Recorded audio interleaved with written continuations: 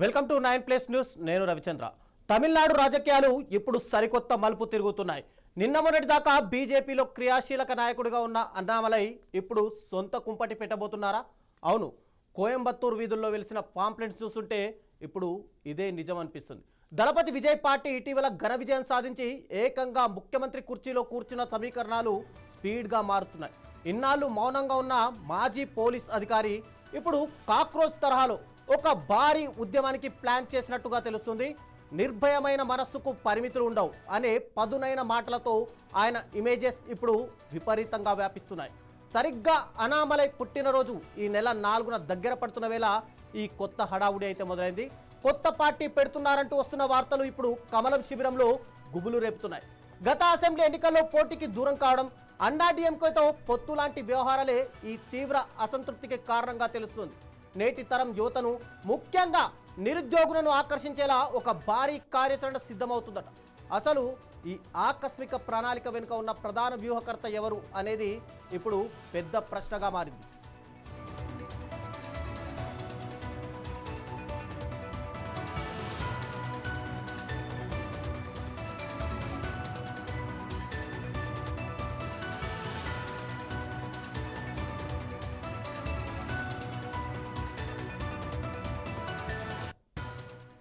ఒక్కసారి గతంలో చూద్దాం. ఒకప్పుడు తమిళనాడులో కమలం పార్టీకి ఊపిరిపోసిన నాయకుడు అన్నామలై. కానీ ఇటీవల కేంద్రం తీసుకొచ్చిన త్రిభాషా విధానాన్ని ఆయన బాహాటంగానే వ్యతిరేకించారు. 9వ తరగతి విద్యార్థులపై ఈ అదనపు భారాభాషం ఏంటి అంటూ బహిరంగంగానే గలం విప్పారు. ఆ తర్వాత వరుసగా 2 రాష్ట్ర కార్యవర్గ సమావేశాలకు కూడా ఆయన ఎక్కడా హాజరు కాలేదు. ఆదివారం నాడు కూడా ప్రధాని మోడీ ప్రసంగం గురించి కూడా కనీసం ఒక్క మాట కూడా పంచుకోలేదు. పరిస్థితులను గమనిస్తే అధిష్టానంతో దూరం బాగా పెరిగినట్టు ఇక్కడ మనకు స్పష్టంగా అర్థమవుతుంది. మరోవైపు ఆయన మద్దతుదారులు అన్నామలై అన్బు కూట్టం పేరుతో ఒక సంక్షేమ సంస్థ పనులు చేపట్టారు. సరిగ్గా విజయ్ కూడా రాజకీయాల్లోకి రాకముందు ఇలాగే అభిమాన సంఘాలతోనూ గ్రౌండ్ లెవెల్లో బలం పెంచుకుంటూ వచ్చారు. సరిగ్గా ఇదే దారిలో కూడా అన్నామలై అడుగులు వేస్తున్నారని చెప్పి రాజకీయ వర్గాలు అంటున్నాయి. ఇప్పటికే కొత్త సభ్యుల చేరికలు, కమిటీల నియామకాలు చకచకా జరిగిపోతున్నాయి. బహుశా సామాజిక సంస్థ ముసుగులో కొత్త రాజకీయ పార్టీకి పునాదులు గట్టిగా పడుతున్నాయేమో అని సర్వత్రా ఆసక్తి నెలకొంది.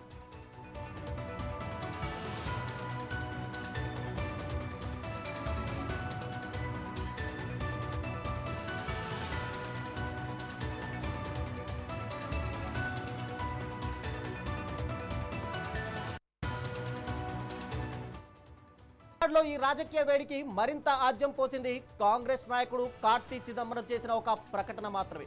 తమిళనాడులో మరో రాజకీయ పార్టీ పుట్టుకురాబోతోంది అంటూ సోషల్ మీడియా వేదికగా సంచలన వ్యాఖ్యలు చేశారు. ఆ పార్టీ పేరు వెనుక ఒక ఆసక్తికరమైన కారణం ఉందంటూ పెద్ద సంకేతం సైతం ఇచ్చారు. మక్కల్ శక్తి ఇయక్కం అనే పేరును ఖరారు చేసినట్టు స్థానిక పత్రికల్లో కూడా వరుస కథనాలు వస్తున్నాయి. ఒక పక్క రాష్ట్ర నేతలు మాత్రం ఇదంతా కేవలం పుకార్లే అని కొట్టిపారేస్తున్నారు. అన్నామలై పార్టీ మారరు, కొత్త పార్టీ అస్సలు పెట్టరు అని అసలు నిజాన్ని మరుగున పరిచే ప్రయత్నం చేస్తున్నారు. కానీ ఇవాళ ఉదయం చెన్నై ఎయిర్పోర్ట్లో అన్నామలై ఇచ్చిన స్పందన మరోలా కనిపిస్తోంది. విలేకరులు కొత్త పార్టీ గురించి అడగగానే ఆయన ఆ వార్తలను ఖండించకుండా నవ్వేశారు. కొంచెం ఓపిక పట్టండి, మరో 2 రోజుల్లో కూర్చొని మాట్లాడుకుందామని ఒక హింట్ సైతం ఇచ్చారు. అంటే ఈ నెల 4న తన పుట్టినరోజు నాడు ఏదో భారీ ప్రకటన ఖాయంగా కనిపిస్తోంది. ఈలోపు దేశ రాజధాని కేంద్రంగా జరిగే అత్యున్నత స్థాయి చర్చలు అత్యంత కీలకం కూడా కానున్నాయి.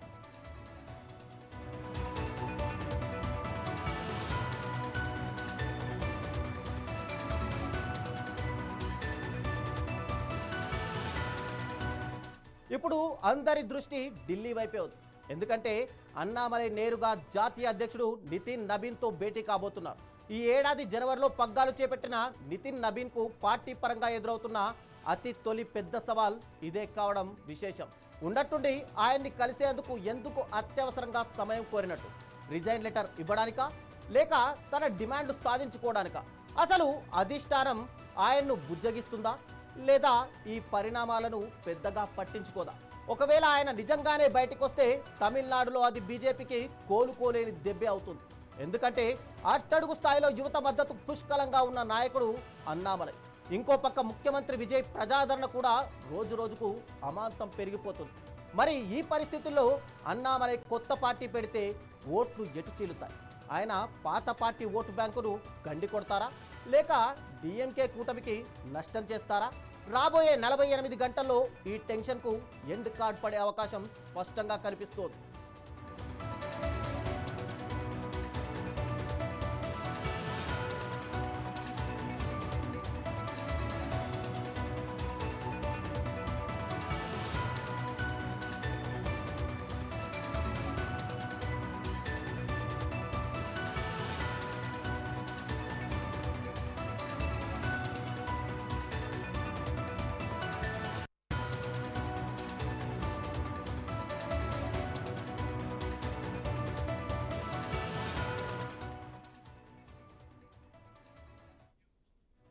దీనిపై మరింత సమాచారం మా చెన్నై ప్రతినిధి వర్మ అందిస్తారు. వర్మ, చెప్పండి, అసలు తమిళనాడు రాజకీయాల్లో సరికొత్త శకం ఏమైనా ప్రారంభమవుతున్నట్టు కనిపిస్తుందా? మళ్ళీ కూడా మార్పులు అయితే కనిపిస్తున్న పరిస్థితి కనిపిస్తోంది. ఏదైతే బీజేపీ మాజీ అధ్యక్షుడు అన్నామలై పార్టీ వీడబోతున్నట్లుగా కూడా విస్తృతంగా ప్రచారం జరుగుతోంది. గతంలో ఈ మధ్య జరిగిన అసెంబ్లీ ఎన్నికల్లో అన్నామలైకి సీట్ అయితే రాలేదు. ఆయన కోయంబత్తూరు ఉత్తర నియోజకవర్గాన్ని ఆయన పార్టీ నుంచి ఆశించినట్లుగా తెలుస్తోంది. అయితే ఆ సీటును వేరే వాళ్ళకి ఇవ్వడం జరిగింది. అలాగే ఏదైతే అన్నా డిఎంకే బీజేపీ పొత్తులో భాగంగా ముందుగానే పొత్తు కుదిరేదానికి ముందుగానే పళనిస్వామి ఏదైతే అన్నామలై సంబంధించి కూడా ఆయన బీజేపీ ఏదైతే అధ్యక్షుడిగా ఉండేదానికి గతంలో ఆయన అభ్యంతరం వ్యక్తం చేసినట్టుగా తెలుస్తోంది. అలాగే ఆయన సీటు విషయంలో కూడా అన్నా డిఎంకే కొంత అడ్డు చెప్పడం వల్లనే ఆయనకు సీటు ఇవ్వలేదన్న ప్రచారం కూడా జరిగింది. దీంతో మొన్న జరిగిన ఎన్నికల్లో పార్టీ పరంగా కేవలం అంటున్నట్లుగానే అన్నామలై వ్యవహరించారన్న వాదనలు అయితే ఉన్నాయి. అయితే ఇప్పుడు ఏదైతే ఆయన జూన్ 4వ తేదీ అంటే ఎల్లుండా ఆయన సంబంధించి పుట్టినరోజు ఉంది. దాంతో ఈ రోజు ఆయన ఢిల్లీకి వెళ్లడం పైన విస్తృతమైన ప్రచారం అయితే జరుగుతుంది. ఆయన మొత్తం రేపు మీడియా సమావేశం కూడా అన్నామలై నిర్వహించనున్నారు. ఆ లోపు ఈ రోజు బీజేపీ జాతీయ అధ్యక్షుడితో పాటు ఇతర నాయకులను కూడా అన్నామలై కలుస్తారు. తాను పార్టీలో ఎదుర్కొంటున్న సమస్యలు కానీ తాను పార్టీకి రాజీనామా చేస్తానని వాళ్ళకి చెప్తారు అన్న ప్రచారం అయితే విస్తృతంగా జరుగుతుంది. దీనికి బలాన్ని చేకూరుస్తూ కూడా తమిళనాడులో అన్నామలై సంబంధించిన అనుచరులు పోస్టర్లను కానీ బ్యానర్లను కూడా ఏర్పాటు చేశారు. అన్నామలై 2.0 అనే పేరుతో పోస్టర్లు ఏదైతే అన్నామలై ప్రాబల్యం ఉన్న ప్రాంతాల్లో ఏర్పాటు చేసిన పరిస్థితి అయితే ఉంది. ఈ పరిణామాలన్నీ చూస్తే కూడా అన్నామలై పార్టీ వీడుతారు, ఆయన సొంతంగా ఒక కొత్త పార్టీ పెట్టబోతున్నారనే ప్రచారం అయితే జరుగుతోంది.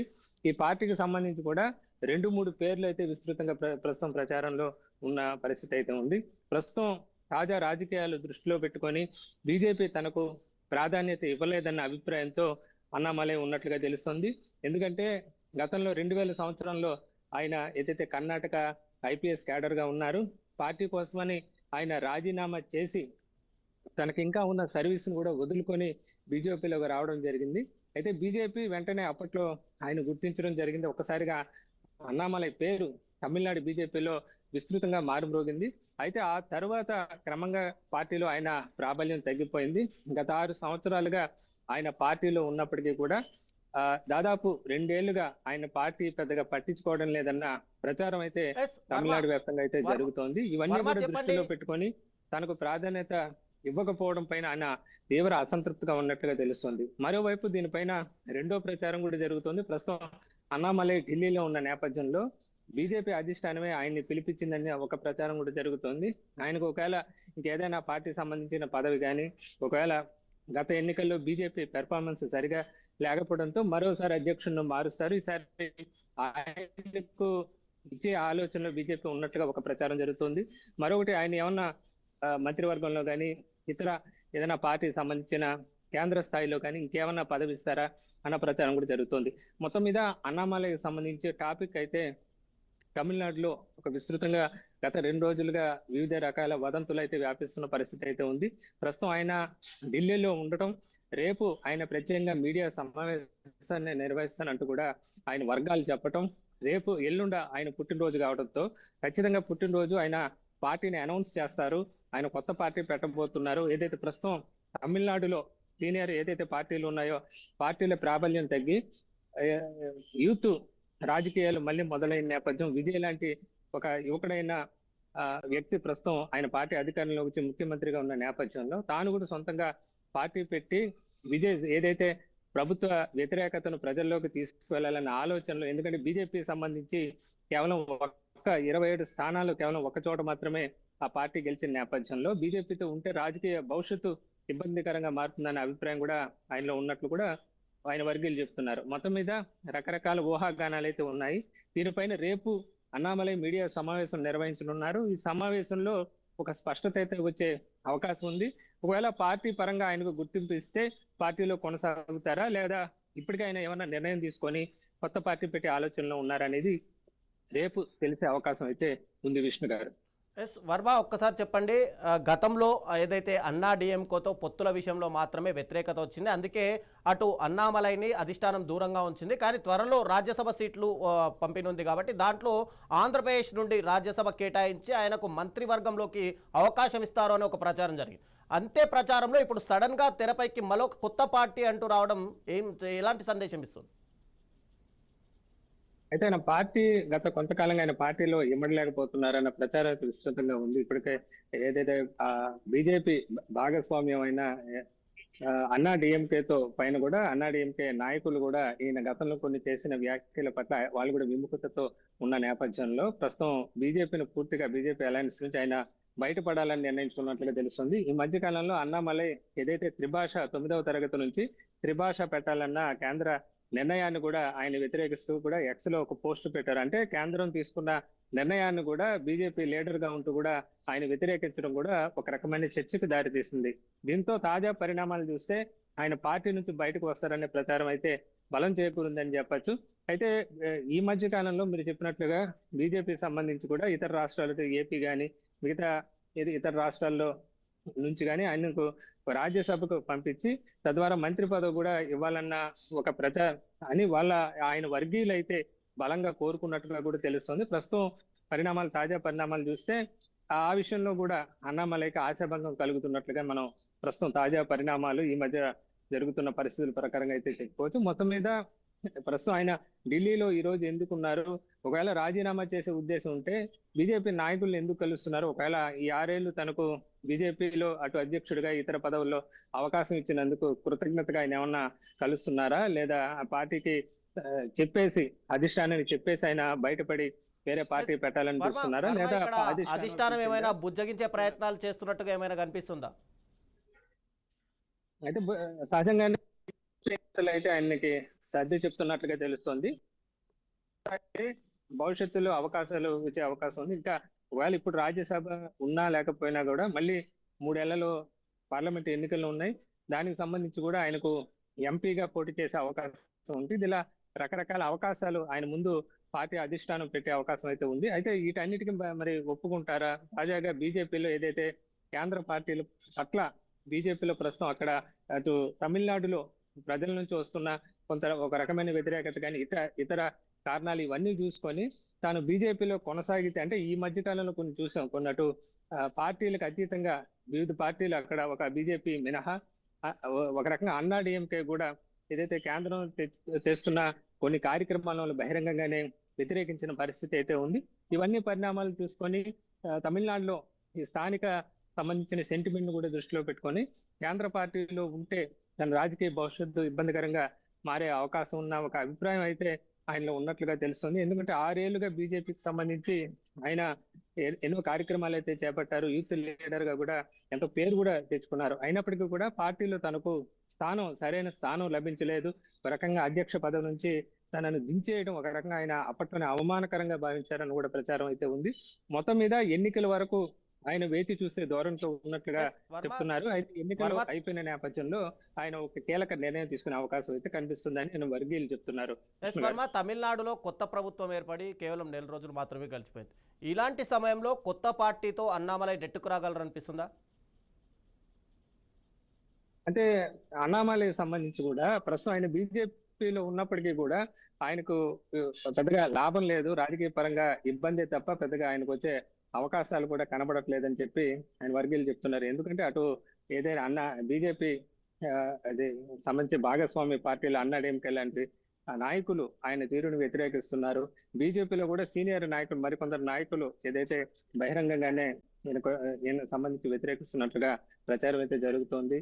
వీటన్నిటిని దృష్టిలో పెట్టుకొని తమిళనాడులో తాను బీజేపీ పార్టీలో నెట్టుకొస్తానన్న ఒక భరోసా ఆయనలో ఉన్నట్లుగా మనకైతే ప్రస్తుతం వస్తున్న ప్రచారం ప్రకారం అయితే పెద్దగా కలగడం లేదని చెప్పుకోవచ్చు. మొత్తం మీద ఆయన ఏ విధంగా పార్టీ అధిష్టానం బుద్ధగిస్తుందో చూడాలి. ఒకవేళ ఇప్పుడైతే రాజ్యసభకు సంబంధించి ఒకవేళ అలాంటి అవకాశం ఇస్తే ఒకవేళ ఆయన ఏమన్నా వెనక్కి తగ్గే అవకాశం ఉంటుందా, లేదా అది కూడా లేకపోతే థ్యాంక్ యూ ఫైనల్ గా చెప్పేసి ఆయన తన దారి తన చూసుకుంటారన్న ప్రచారం అయితే జరుగుతోంది. మొత్తం మీద అన్నామలై ఒక ఐపీఎస్ అధికారిగా ఆయన బీజేపీలో చేరాలనే ఉత్సాహంతో ఆయన తన సర్వీస్ వదులుకొని కూడా 6 ఏళ్లుగా పార్టీ కోసం కష్టపడినప్పటికీ కూడా తనకు ఎలాంటి ఫలితం లేదన్న పార్టీలో కనీసం విలువ కూడా లేదన్న ఒక అభిప్రాయంతో ఆయన ఉన్నట్లుగా తెలుస్తుంది. ఈ మధ్య కాలంలో ఆయన వ్యవహరిస్తున్న తీరు కానీ సోషల్ మీడియాలో ఆయన చేస్తున్న పోస్టులు వీటన్నిటి కూడా బలాన్ని చేకూరుస్తున్నాయని చెప్పుకోవచ్చు. మొత్తం మీద అన్నామలై టాపిక్ ప్రస్తుతం ఏ దశకు తిరుగుతుంది, ఏ విధంగా మారుతుంది అనేది రేపు ఆయన మీడియా సమావేశం పెట్టనున్నారు. ఎందుకు ప్రత్యేకంగా మీడియా సమావేశం ఏర్పాటు చేశారనేది కూడా ఇప్పుడు ఒక చర్చ అయితే జరుగుతోంది. మొత్తం మీద ఆయన పుట్టినరోజు అంటే జూన్ 4న ఒక కీలక నిర్ణయం అయితే ఆయన తీసుకొని ఉన్నారు. కొత్త పార్టీ దిశగానే ఆయన అడుగులు వేస్తున్నారని మాత్రం ఆయన వర్గీయులు కానీ ఆయన అనుచరులంతా కూడా ప్రస్తుతం థ్యాంక్ యూ వర్మ. ఆయన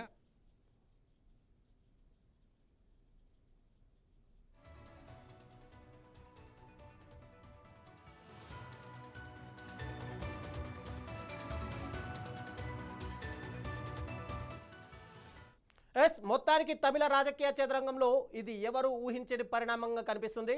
తన సొంత ప్రతిష్టను వాడుకొని అన్నామలై వేస్తున్న ఈ అడుగులు ఎటు దారి తీస్తాయో చూడాలి. ఇది నిజంగా ఒక కాక్రోచ్ తరహా నిశ్శబ్ద విప్లవమా, లేక రాజకీయాల్లో సాధారణంగా జరిగే వ్యూహమా? మరో 3 రోజుల్లో రాబోయే ఆ ప్రకటన కోసం మొత్తం తమిళనాడు ఎంతో ఆసక్తిగా ఎదురుచూస్తుంది. జాతీయ అధికారితో భేటీ తర్వాత క్లారిటీ వచ్చే ఛాన్స్ మనకు స్పష్టంగా కనిపిస్తోంది.